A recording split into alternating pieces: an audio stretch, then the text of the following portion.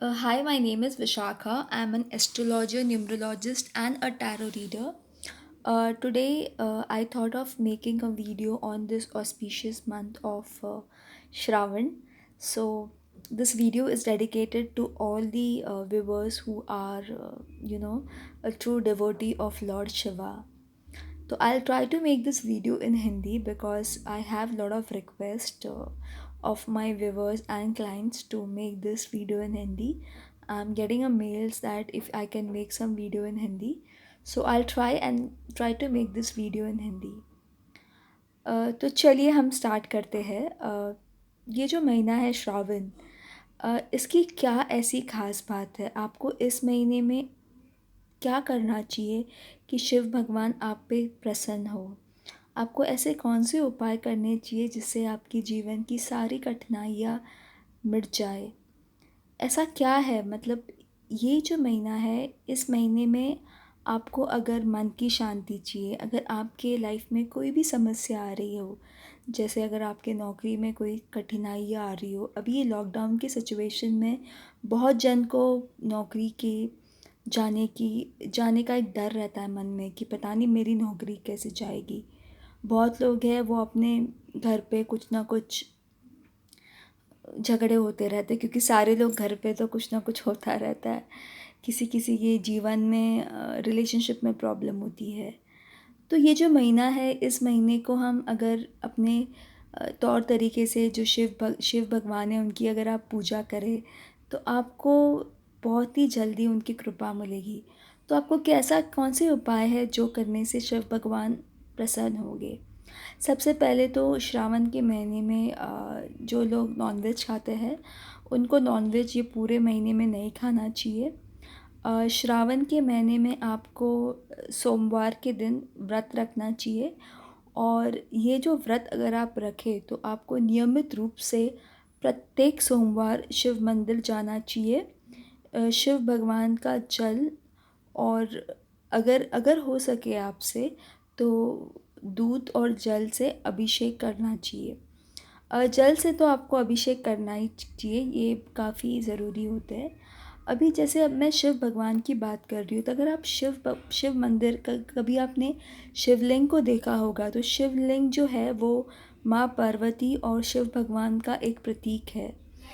तो आप अगर उस शिवलिंग को बहुत ही मन से पूजेंगे, अगर आप उनकी तपस्या पूरे अच्छे अच्छे कामना से करेंगे और नियमित रूप से करेंगे, तो आपको शिव भगवान जो है वो बहुत ही जल्द प्रसन्न होंगे। तो ऐसा क्या करें हम?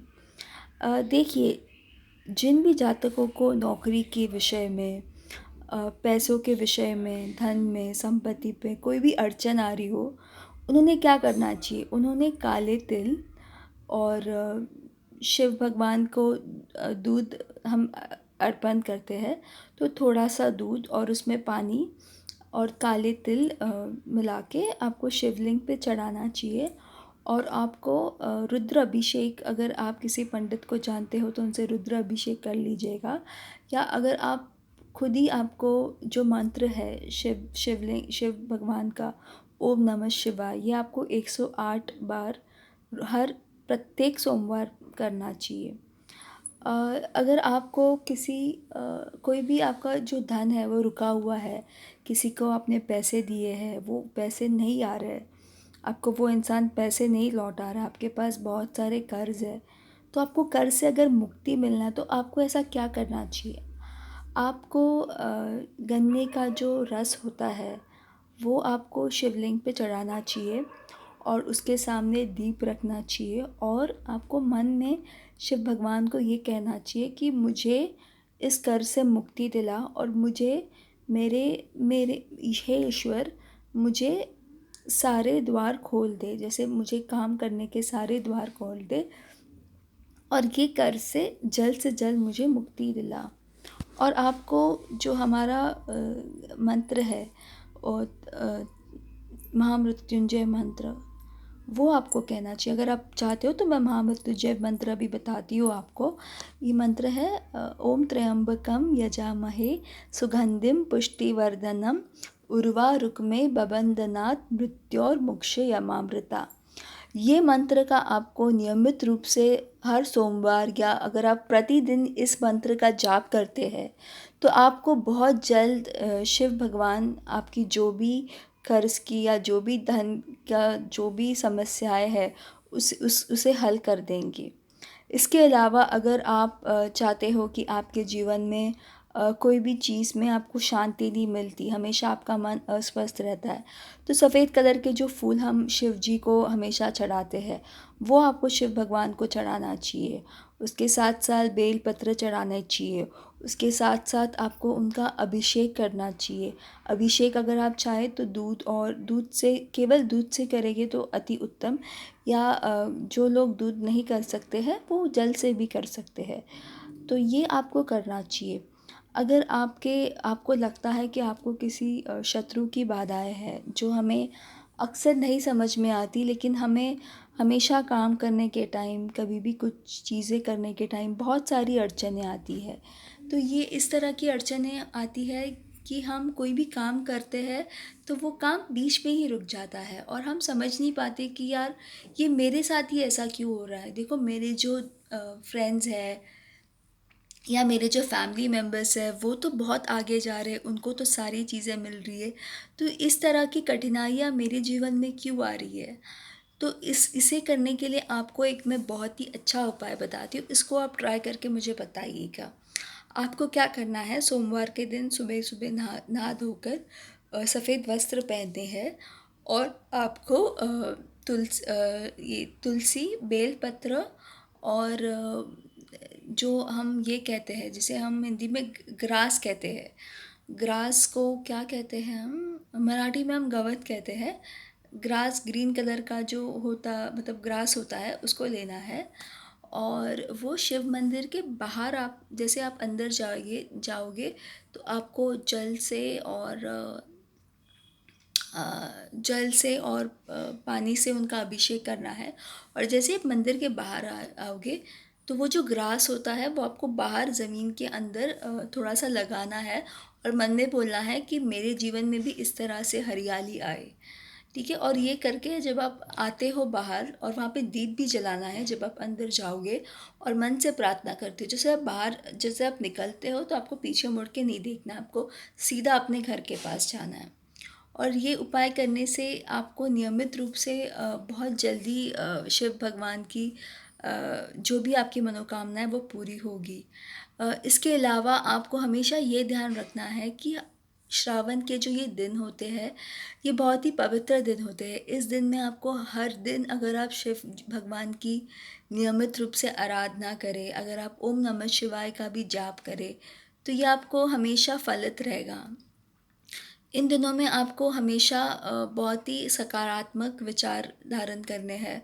आपको हमेशा थोड़ा आध्यात्मिक चीज़ों पे ज़्यादा लक्ष्य देना है। आपको हमेशा जीवन के जो भी हमारे वैदिक सिस्टम में जो भी कहा है, जैसे वैदिक लिखान में लिखा है कि हमेशा आपको ईश्वर की कृपा रहे, यही आपको हमेशा भगवान को देखिए। जब जब आप किसी भी ईश्वर को मन से अगर आप प्रेयर करते हो या किसी भी ईश्वर का आप नमन करते हो तो भी ईश्वर आपको जल्द से जल्द उसकी मतलब आपकी मनोकामनाएं सुन लेते हैं। लेकिन आप इस तरह से प्रे करोगे कि अरे मैंने कर लिया लेकिन मुझे तो उसका कुछ रिज़ल्ट नहीं आया, तो आपको ये कभी नहीं होगा। आपको ये बहुत ही शुद्ध मन से करनी होगी। शिव भगवान जो है ये काफ़ी देव बोलते हैं ना, महादेव देवताओं के देव है, वो महादेव है। तो अगर मैं उनके बारे में कुछ बोलूँ तो मैं तो बहुत ही छोटी हूँ उनके बारे में कुछ बोलने के लिए। लेकिन जहाँ तक मैं जानती हूँ, जहाँ तक मेरा अनुभव है, शिव भगवान जो है वो इतने भोले हैं, इसे हम उनसे भोलेनाथ कहते हैं, कि अगर आप उनको मन से कुछ भी एज अ प्रसाद या कुछ भी दिल से आप भेंट दोगे जो उनको जिस जैसे शिव भगवान को कोई कुछ चीज़ें हैं जो हम नहीं देते हैं, मतलब उनको नहीं चढ़ाते हैं, वो चीज़ों को छोड़कर अगर आप कोई भी चीज़ उनको मन से और बहुत ही उपाय और प्रॉपर्ली आप करते हो नियमित रूप से, तो आपको वो एक ही ईश्वर है जो आपको बहुत ही जल्द फल देंगे। क्योंकि शिव भगवान बहुत ही भोले हैं और वो सिर्फ आपका मन देखते हैं कि ये भक्त मेरा कितना सच्चा भक्त है।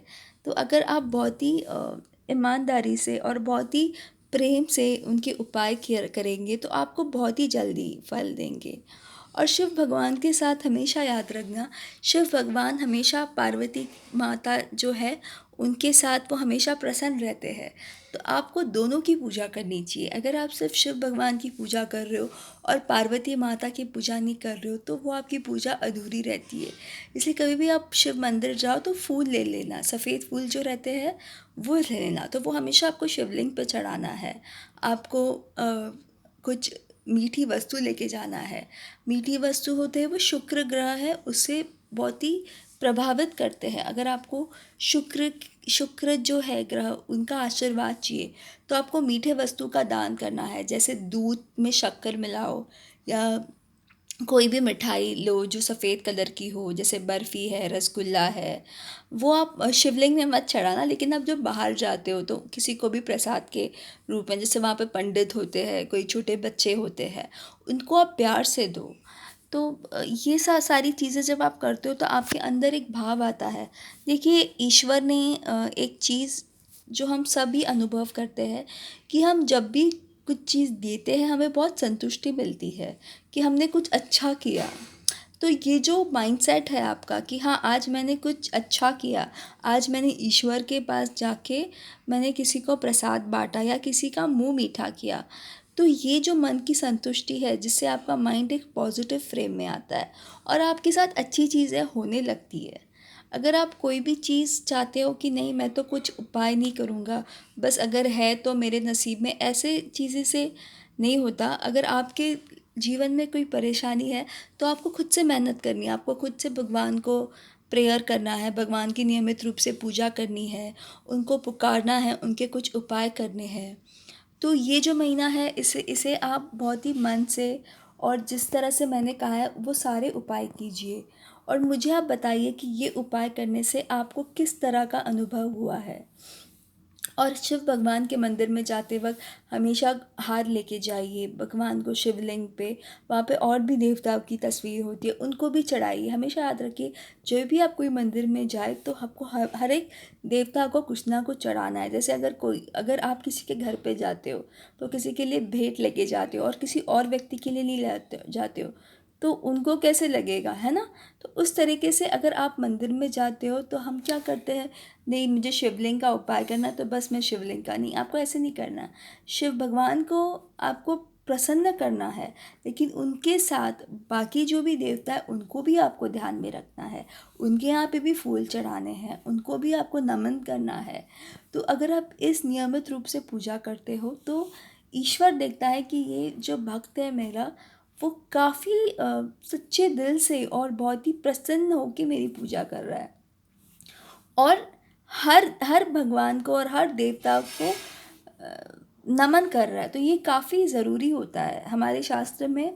अगर आप कोई भी चीज़ नियमित रूप से अ, अनुशासन से या हर एक प्रकृति के हिसाब से चले तो आपको जीवन की कठिनाइयाँ तो हर एक के जीवन में आती है, लेकिन जो साहस होता है, जो अंदर की स्ट्रॉन्ग विल होती है, वो ईश्वर आपको प्रदान करते हैं। आप में एक इस तरह की शक्ति जागृत होती है कि आप चाहो तो आपकी कोई भी बड़ी से बड़ी प्रॉब्लम क्यों ना हो, वो आप चाहो तो आप सॉल्व कर सकते हो। लेकिन इसके लिए आपको आध्यात्मिक चीज़ों से जुड़ना पड़ता है, आपको उस पे विश्वास दिखाना पड़ता है। तो मैंने आज चाहा कि आज श्रावण महीना है, इसलिए मैंने चाहा कि ये मैं वीडियो बनाऊँ ताकि जो भी मेरे व्यूवर्स हैं जिन्होंने मुझे ईमेल किया था कि आप हिंदी में भी वीडियो बनाइए, मैं फ़ेसबुक में भी लाइव होती हूँ तो बहुत लोगों ने मुझे रिक्वेस्ट भेजी है कि आप हिंदी में वीडियो बनाइए। तो इसलिए इस बार मैंने यूट्यूब में ये वीडियो बनाया है, ये मैं अपने एफबी में भी शेयर करूँगी, मेरे फेसबुक वॉल में। और ये वीडियो आप सबके साथ शेयर कीजिएगा। अगर आप ज्ञान बांटते हो तो ज्ञान बढ़ता है, वैसे ही अगर आप किसी से ब्लेसिंग्स बांटते हो तो हमेशा बढ़ती है। अगर आप किसी के लिए अच्छा सोचते हो तो आपके लिए भी अच्छा होता है। इसलिए ये शेयर कीजिएगा और सबकी मदद कर दीजिएगा और ईश्वर आपको हमेशा खुश रखे। ठीक है, नमस्ते।